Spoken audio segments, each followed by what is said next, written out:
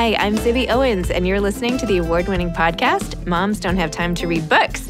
If you like this podcast, you will love my new anthology called Moms Don't Have Time to Have Kids.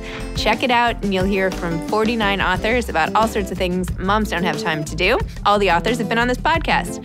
Also, check out my TikTok @with Zibby and Tracy, my other podcast, Sex Talk with Zibby and Tracy. Check out Moms Don't Have Time to Write on Medium. And of course, my new publishing company called Zibby Books. And now back to our daily author interview site and a quick hello from some of my kids. Hi. Hi. Hello. Enjoy the show.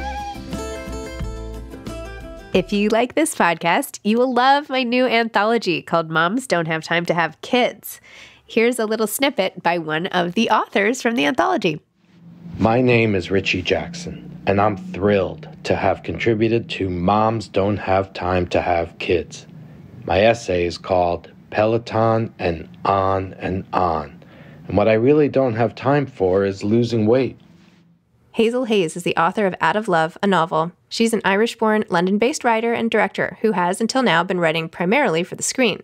Having graduated from Dublin City University with a degree in journalism, she went on to study creative writing at the Irish Writers' Centre before finally finding her feet online and honing her craft as a screenwriter through various short films and series. Her 8-part thriller, Prank Me, won Series of the Year at Social in the City, as well as the Award for Excellence in Storytelling at Buffer Festival in Toronto. Out of Love is her first novel. All right. Welcome, Hazel. Thank you so much for coming on Moms Don't Have Time to Read Books to discuss Out of Love. Thank you so much. Thank you for having me. I'm so excited to do this interview. Oh my gosh. I really, really loved this book and I regret not reading it sooner, but whatever. I read every page. I enjoyed it like it was like a delicacy. I only gave myself a little bit each day to make it last longer. And I don't always have that luxury to do with books. So I just loved it. Anyway, well done. Thank you. That means so much. Yeah, because I only do that with stuff I really, really, really love. So that, right? that means a lot. Thank you. And I was trying to describe it to somebody, why did I love it so much? And I was trying to analyze it. And there are obviously really cool, neat things you did with the structure and going backwards in time and all of that. But I really just loved the character. I just love the narrator. She's somebody I want to spend a lot more time with. I just enjoyed being with her. So I think that's what I just loved her. So anyway. Thank you. Sure. That's so, no, again, so lovely to hear. I never know. I'm still terrible at receiving praise, but no, I will take that on her behalf, because I think that's something that I not worried about, but was definitely aware of. She's a very flawed person, and she comes as a kind of whole warts and all package, and there has been that thing in the media lately, particularly with female characters. I mean, we saw what happened with Captain Marvel, where if a woman isn't likable enough, there's an issue. And yeah, I personally don't care whether they're a likable person, or it's more for me whether I like spending time with them, even if they're a little bit evil. Sometimes it's kind of fun, but yeah, it's nice to know you like spending time with her. Oh. How would you describe the book to somebody?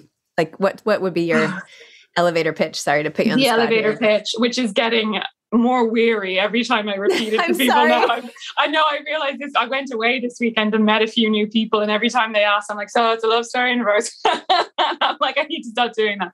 It is a love story told in reverse, beginning with them breaking up and moving backwards through sort of a series of vignettes of their time together, all the way back to when they met and fell in love. Amazing.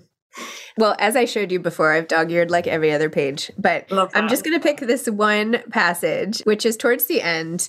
We'll at least start with this one, and I'll just read it. And it's about, and so the character doesn't have a name, which I just realized. I was trying to remember it, and I was like, why can I not remember this name? So I sometimes, she's kind of become known as Angel because Theo, her boyfriend, calls her Angel as a pet name a lot, and you sort of find out why. But yeah, she's just kind of shorthand now as Angel, but no, she doesn't have a name.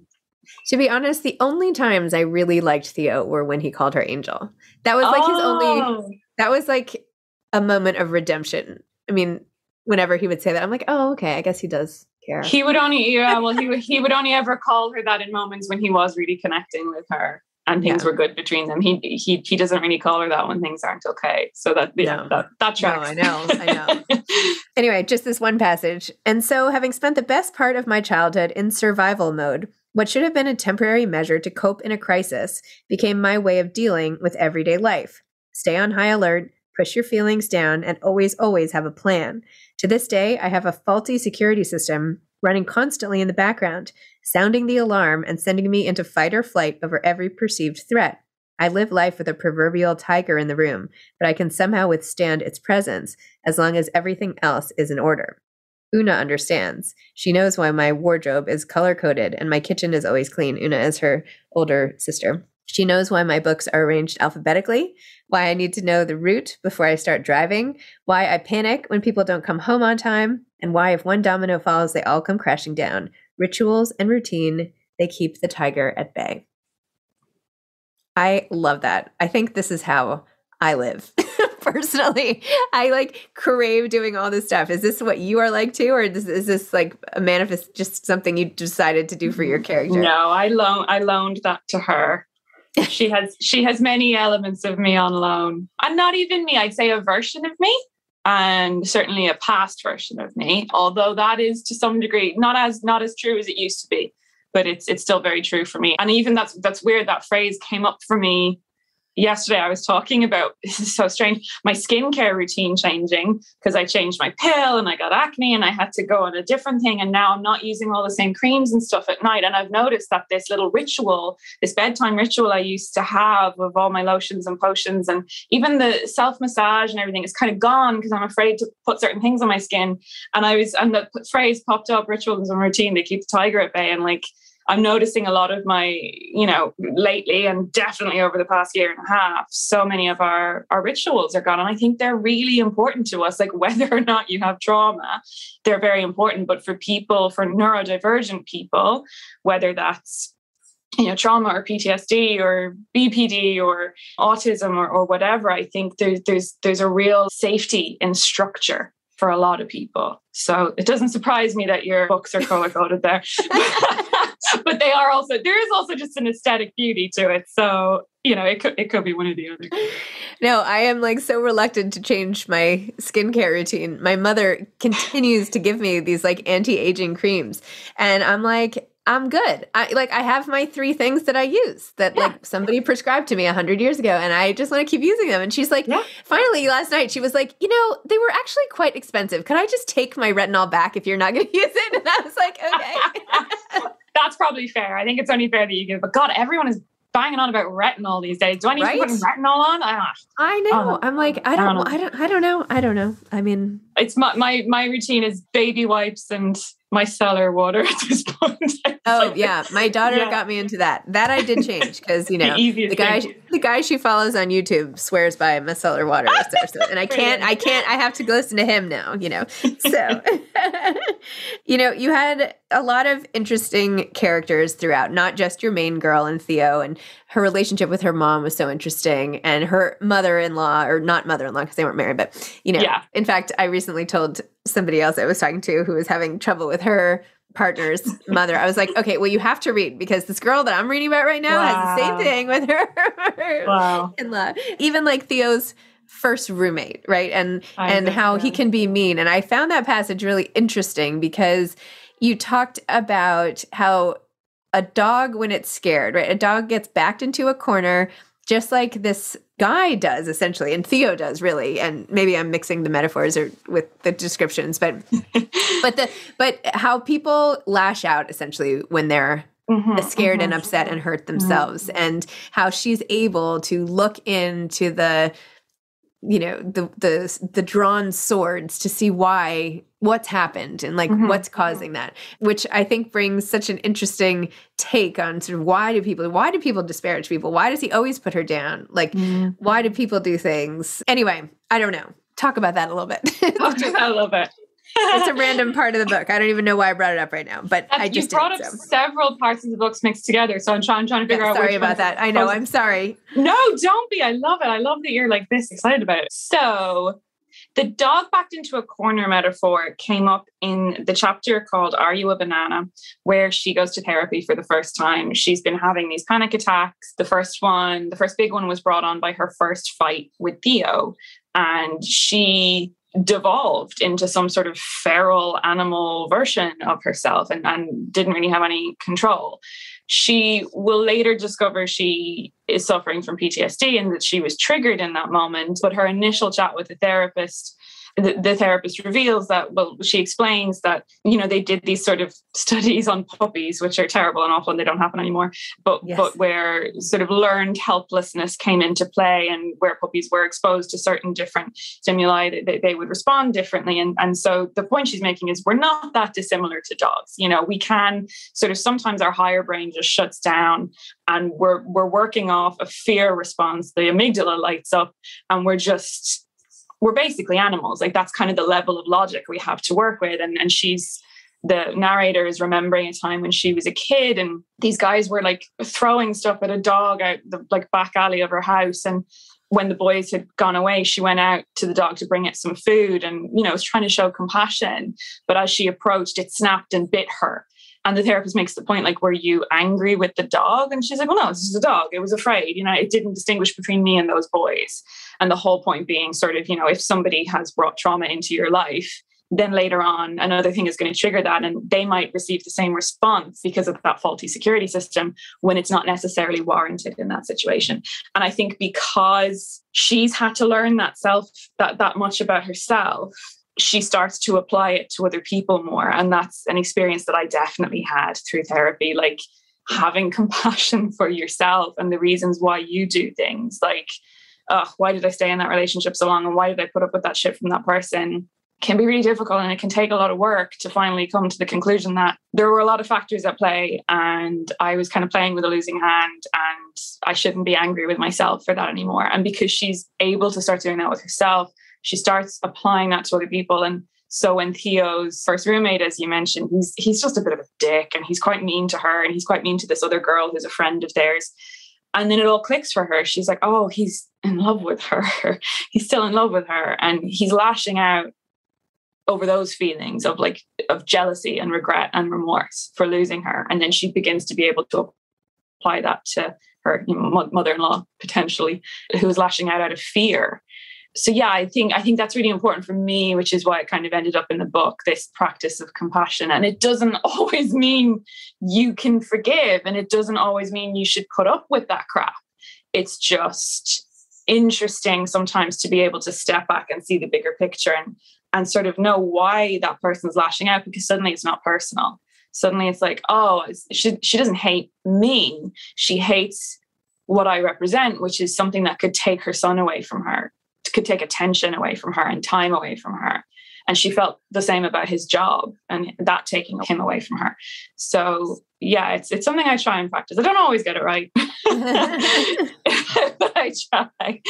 You also exhibited several times the sort of inherited mental state. I want to say like inherited trauma, but it's not necessarily always inherited trauma. But when her mother, I don't want to give things away that happened towards the end, but like some things emotionally that her mother goes through that she sort of finds herself mirroring, and how she replicates in her male relationship some of the things that have like gone on in her own family, and how you even talk about how to cope with abuse. When you said like abuse, I thought was bruises and broken ribs.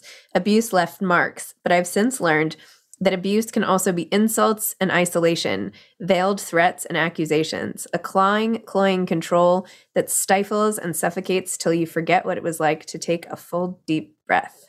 Oh, shit, I write that. Yeah, you did. You read that. It was really good. Oh my gosh. Yeah. Tell me about like writing through this abuse part of the book. It was the most difficult part to write. And a lot of it was difficult because it's fiction, but the feelings are real. This is what I always say to people. Like the facts aren't real, but the feelings are, like that event didn't necessarily take place or something similar happened in a different place with a different person. But what I'm bringing to the table is how I felt about some other event maybe, and I'm bringing it to this fictional one. So it's funny, people can't quite seem to get their heads around that sometimes. They're like, so it's not you and it didn't happen, but it is real. And it's like, well, yeah, part of it. So yeah, it's a big, heavy topic for me. The childhood that I describe that she had isn't a million miles from my childhood. It was very chaotic. It was abusive. And it took a sort of whole family to try and drag themselves out of that. And we're still dealing with it today. And it's really tough. And the abusive relationship that she went through, I went through something very similar. I was with someone for 8 years who was deeply abusive. And I didn't know, because you don't. Because I was 17 when I got into that relationship and he was a lot older than me. And you sort of take their word for it because you've never had a relationship. And because particularly for people who are already on the back foot in terms of like maybe having dealt with an abusive male earlier on in life, whoever that may have been, you're sort of accustomed to it. Like some part of your body is welcoming it. Some part of you is familiar with that kind of pain. It's almost comfortable there. As much as it hurts, it's comfortable. And so, yeah, you stay in these situations because it begins gentle and it gets worse and worse and worse and worse until you can't quite remember the beginning. It's not like on day one, they start, lashing out and punching walls in front of you. But on day one, it's a little thing. And on day two, it's another little thing. And it builds and builds and builds until suddenly it feels normal. So that's what I was kind of trying to get at there, was that like, that's the thing that's difficult when you come out of it and you try and tell people about it. It's like, so he didn't hit you, so he didn't do this, so he didn't do that. It's like, well, no, but it doesn't always leave marks. Well, I mean, in a way, if it were if it were physical, yeah, women know that that's a signal, right? They know, right. Like, oh, I am being physically abused. Like, I see this in the movies, or this is one of those things where there are ads that if I'm being abused, I should leave. And like, that is very much. You see these ads around with like women with black eyes and women with marks and women with scars. And like, not to say that they shouldn't, those ads are important and we should obviously have them. And the representation in the media of that kind of abuse is important and that kind of domestic violence.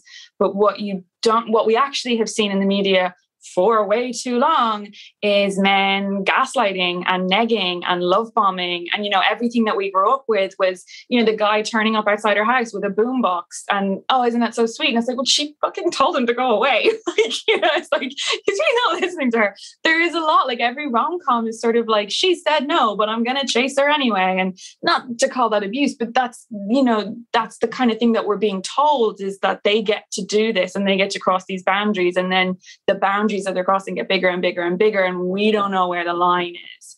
And when it's more insidious and it's emotional, it's verbal, it's cerebral, it gets in your head and it gets under your skin. And it can be just something like that kind of isolation. It can be telling you your friends and loved ones, they're not the right ones, it's me. And it can be taking control of your bank account and saying, that's okay, I'll just do all the finances. And now you're not financially independent anymore. There's so many tiny ways that it happens that you don't see because that's your partner. Oh, well, he's taking care of all the finances. Isn't that so sweet? And then you break up and realize you can't get any of your money back. And like, these are the little things that sort of creep in. And I thought it was important to talk about that in particular in this book, because it's something I experienced and it's something that so many people who I know personally have experienced. And when you start to have these conversations, the Me Too-ness of it it's devastating, especially with friends you've known for years and you love dearly and you care about. And then suddenly they say, oh, actually my ex kind of did this thing and that thing and the other thing. And it starts to come out and you're like, oh, holy shit, I can't believe someone treated you that way. But they didn't feel like they could say it because you're right, because it wasn't this cut and dry black and white abuse. Wow. Sorry. Well, no, I mean, it's great. And it's just such a creative way to put it out there. I mean, you could have written a memoir. You could have done this a million ways, and you chose to do it in this form, right? And some of this doesn't even come out until towards the end, right? Where you really go into it, because we're so focused on her current relationship and the breakup. But saying it's about a breakup, I think, is so minimizing this book, right? That's really not what it's about.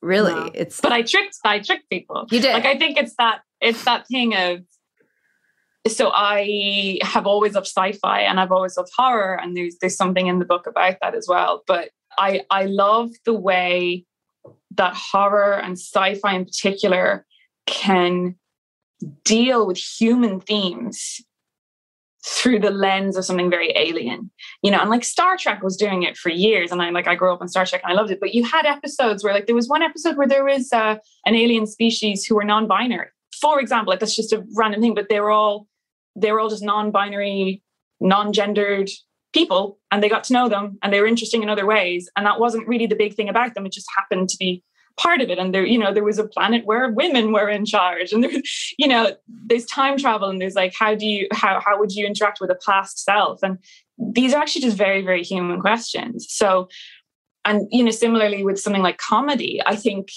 we're seeing a lot more of that now with stand-up, like people like Hannah Gadsby and Bo Burnham and Mike Birbiglia. It's not strictly gags. It's like we're having real deep, meaningful conversations here about socio-political stuff and about emotional stuff. But I'm wrapping it in a little bow, and you're getting a little giggle, and you've come here to have a nice night, and you will, but you're going to leave maybe thinking about some stuff. And that's the power. That's all just storytelling. That's the power of storytelling. So that's why I choose this art form in whenever if it's directing, or if it's a book, or if it's a series, like whatever it is, it's the power of story, like from day dot, like from the gods in the sky and fables and Bible stories. Like, there's so many ways of teaching lessons that aren't just do this thing.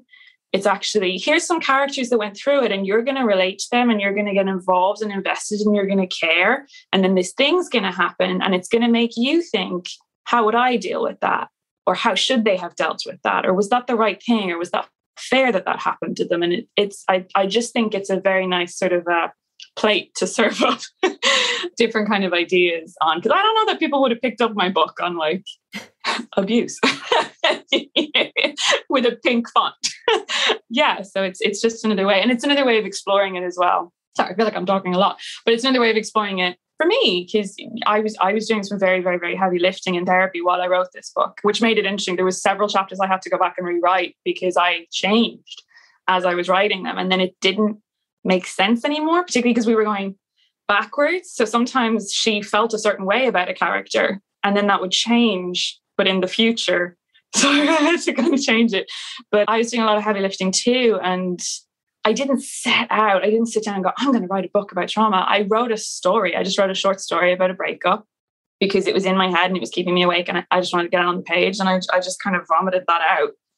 And then that sat there. That sat in a drawer for months and months and months. And then eventually there was talks with my agent about, do you want to write a book? Is that something? I was like, yeah, it's something I maybe want to do. And he's like, what about that chapter? I can't remember how it came about, but I was like, I could expand on that. Like, I think maybe I could turn that into something. But I don't want to go forward. I'm not that interested in seeing her get over this breakup. That's an interesting story, but it's not the one I want to tell right now. I think what I actually want to do is look backwards at who they were before this and how it all came undone. And so the next chapter I wrote was the last chapter. And then I sort of went back and I just dotted all about the place. I didn't write it in any particular order. It was kind of where I was at the time. So, for example, that chapter, which more than the others dealt with abuse, which is called Canadian Geese, that was at a particular time where I was thinking a lot about that. And it was never really meant to go in the book. I just thought, I want to talk about this right now. This is what wants to come out of me. So it's going to happen. And that's kind of how it all came together. But it never was like, I'm going to teach some people a lesson. Wow. No, that's amazing. Yeah. And I'm so glad you kept that in, because it's like, I loved it, obviously. And, the first thing I did when I read your last chapter is I was like, oh, and then I had to go back and start reading the first chapter again, because I was like, oh. Meanwhile, I'm like, sorry, I've been so inefficient with our time together. I'm sorry. I had so many things I wanted to talk to you about. Now the time's almost over. Oh my God. But no, tell me just, how did you even start writing? And what have you been doing with your whole life up till now? So sorry, we don't have much time. Yeah, but we don't have much time, but just answer the story of your life. Oh, and by the way, what you were saying about story, by the way, before you go into your life story, that's how I feel this podcast is not books and reading are what I say it's about. but it's about stories. It's about life and how we connect and all of that. But like, you know, you have to get into it some way, right? You can't just be like, let me tell you a story. Like, anyway. Yeah. Okay. Anyway. Okay. So So give me like a little more background on you as a person. One more background. Okay. Grew up in Dublin. Just, I mean, again, I loaned my, definitely like my passion for storytelling and kind of how I got into it all. I have loaned to this character. I think what I did was I gave her a lot of things that didn't impact other people. You know what I mean? Yep. So I didn't necessarily give her stories about other people that that would be affected or named in any way. But a lot of my personality traits are in there. A lot of kind of why I came to be what I am. So I did a degree in journalism after I left school, and that was kind of a 4-year degree in what I don't want to do. I did not want to be a journalist by the end. It was very prescriptive, and it was like, you know, news is news and it's very objective. I'm not an objective. I mean, I'm objective, but I don't like to write that way. I want to write creatively. And it became more and more apparent that like, you're not going to get your own columns straight away. You know, you may not ever. And so you're kind of going to be stuck with this particular type of writing. But within that, we did so many other modules that really interested me. And we did a lot of like TV and film stuff. And we studied art and semiotics and politics and loads of other things that interested me. And it was more kind of the campus life that I got involved with, that I stayed with. I was on various societies, and I was in the musical, and I was that kid. And then I stayed on to be on the Students' Union as the education and welfare officer. So I was dealing for like a whole year with students who were, you know, going through all kinds of different troubles and maybe struggling with exams or struggling at home, and trying to help them out and find ways of campaigning for mental health and all. And I knew that was important to me, and I really enjoyed it. Then I got offered a job at Google, and I sold my soul. Because you do. Because it was a lot of money, and I was young and I wanted it. So I went to work for them. But at the time it was like, you know, Google were one of the only organizations that were offering, you know, a certain percentage of your time to work on charity projects. And we did. And that was really lovely. And it was such an amazing experience for me to be in a corporate environment like that, to have to work as part of a team, to have my own projects, my own portfolio to manage. Like, there was so much that I was there for 7 years and moved into YouTube, where I started managing YouTubers, most of whom are now my very best friends.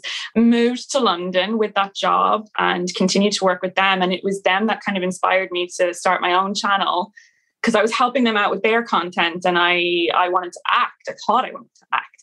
I always wanted to be an actress. I wanted to be a star.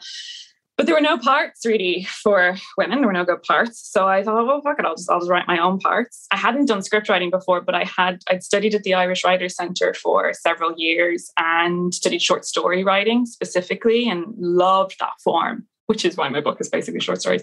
Loved that form, and then sent one to a friend, and he was like, Hazel, this is kind of a script. Like, you write so visually, this so easily could become a script. And it got me thinking. So I started writing scripts, started making my own stuff, just like on shoestring budgets. And when you're your own team, I had to produce, write, direct, edit, you know, star, get my friends involved, call in a lot of favors. Just did that for a few years, started my YouTube channel. And when people ask what the YouTube channel was about, I don't know. Like, it's just telling stories. It was just always me, just either it was a story that had happened that week, or it was a story of my life, or it was about mental health, or it was about a film I loved, or whatever. It was just me yammering on, and then the occasional like scripted content. Kept doing that until I got more kind of bigger directing gigs, directed a horror series for a platform called Full Screen in the States. That was like an 8-part horror series, which was so much fun. And so it was like the speed version of my life. And all the while I was kind of doing YouTube, doing other little bits. It was all just kind of slowly coming together, and then wrote that chapter, continued working on other stuff, wrote a few other chapters, kind of came back to it. So the book happened over the course of a few years while I was doing a million other projects that pay the bills. And then the book came out. The book came out in the UK last year, and then got picked up by Penguin for the US this year, which is silly. And then Barnes and Noble picked it as their fiction pick of the month, which is just insane. And yeah, that kind of brings us up to now. And I've just started writing book 2. Wow. So same character or new? Somebody new? No, it's not a sequel. Okay. I think I can. I haven't actually said that anywhere. Okay. But no, I didn't. I needed to step away from them. I put up a video on YouTube about it recently, and actually, that's what YouTube has become now. It's really been lovely. I built this lovely community, and it was never about like, I got to get to 1 million subscribers. It was just like, I'm going to put myself out there, and if people like it, great. But now YouTube is not every single week. It used to be like full-time job and lots of collaborations and lots of like a lot of thought put in. And then I stopped because it got too much. And, you know, with writing and everything, it was just so much. And then I picked it up again and thought, you know what, I'm just going to care less. Mm-hmm. So now when I feel like it, when I'm just in one of those moods where I'm like, I want to have a chat, I want to connect with people, I'll pop my phone down. I don't even set up a camera or lights or anything anymore. I'll just do it in daylight, pop my phone down, barely edit it, just have a chat. And then people have said it's sort of just like having a friend on FaceTime. I'll just yap away. And I'm like, look, the views are so much less than they used to be. I don't care. If you enjoy it, great. If you want to cook your dinner or tidy your room or whatever, particularly Irish people, you know, living abroad during the pandemic, I sort of was like, I know I want to hear the accent right now. So if you do, here's an hour of me talking crap and you can just sort of do what you want with it. You don't even have to look at the screen. It's not pretty. It's not interesting. So that's kind of what YouTube is now. And my last video was about the writing process on the new book, which I've only written one chapter for. So I need to be very clear that it's not going to be out for a while. Okay. But yeah. Awesome. I'll have to go back and watch that one. I'm really sorry. I hadn't seen it yet. Oh God, no, don't be silly. As I said, they are not that interesting. I feel like now you need to go like adapt this and star in it, right? And then all your worlds could collide, right? Are there plans? So it has been optioned. It's been optioned for a TV series. There's a producer involved. We actually kind of put it on the back burner for a couple of months because I went away for a month to start the new book and we had like a million other things going on. But yeah, there's a pilot script and Amazing. We're kind of in the process of getting people attached and on board. I don't know if I will star in it. I will see. I don't know if I have the acting chops to take on Angel, and I want the part to be served as best it can. There are far better actresses than me. You know, if with some coaching I could do it, then great. But I don't know. I think I would prefer to be behind the camera because that's the end of that whole story. Was I thought I wanted to be an actress, and then wrote parts for myself, got behind the camera, and went, oh, this is much better. Now when I get to be on set and I don't have to be in front of the camera, that's the dream. Like I much prefer that. So yeah, I think ideally I would be involved in writing and directing Very instead. Cool. Okay, last question, and sorry again for taking so long. It's absolutely fine. What advice would you have for aspiring authors? Oh God, what advice would I have for aspiring authors? Write. Just write. So many people talk about writing. I'm going to write a book. I'm going to do this. I'm going to do that. Well, sit down and write it then, because often it takes thousands and thousands of words before you even hit on the thing you wanted to start writing about. And then you have to scrap all of them and kind of start from that one nugget. Write and practice and get good. It is like, I'm sure like ballet or ice skating, you know, there's probably people who are just born adept at it, but it's a muscle and you have to use it and you have to practice it. And as I said, you know, while I haven't become a journalist, I did do 4 years of journalism and I did do years at the Irish Writers' Centre, and I have been writing scripts, many of which will never see the light of day, for years and years and years, and making short films and just writing in any form. And particularly, I would say my short story creative classes were probably kind of the biggest help for me. Like, take classes. That it creates an impetus to submit something every week. It means you're in a room full of people who are like-minded and care and will give you honest feedback, which is important. You don't want your friends just going, yeah, it's great, I loved it. It might not be great. You might need some criticism, you know, you might to get better. I got a lot of criticism over the years and still do. So yeah, I think that's healthy, coming from a professional and coming from a group of people who are doing it for the right reasons. And then you're reading their stuff, you're helping critique their stuff. I think that was just such a great environment to get better at my own stuff. And then being handed out these incredible writers every week who I never would have known about. Just go read this, go read that, go read this. And I would come back full of ideas and so inspired. So that's the other thing. Write. Learn to write and consume. Just consume as much as you can. Stories, books, essays, films, albums, you know, any kind of storytelling, and decide, consume good stuff, consume bad stuff. Decide why it's bad. Why don't you like it? Why is it good? What did it for you? And that will really kind of help you, I think, find your voice. Amazing. Hazel, thank you. Thank you for this. Thank you. Thanks for taking so much time. And I know you're coming to my book club soon too, so that'll be fun. I am. Yeah. So when is it? December. So it's a while away. But yeah. Okay. All right. Have a great day. Go back to communion. You too. Thanks so much. Okay. Bye. Thanks, Susie. Bye. Thanks for listening to this episode of Moms Don't Have Time to Read Books. Don't forget to follow me on Instagram at Zibby Owens and at Moms Don't Have Time to Read Books. Also sign up for my newsletter at zibbyowens.com and sign up for my virtual book club and meet lots of authors on Zoom every other week. Thanks so much to Steve and Ryan at Texture Sound for the sound editing. And thank you to Morning Moon Productions for providing this fantastic intro and outro music.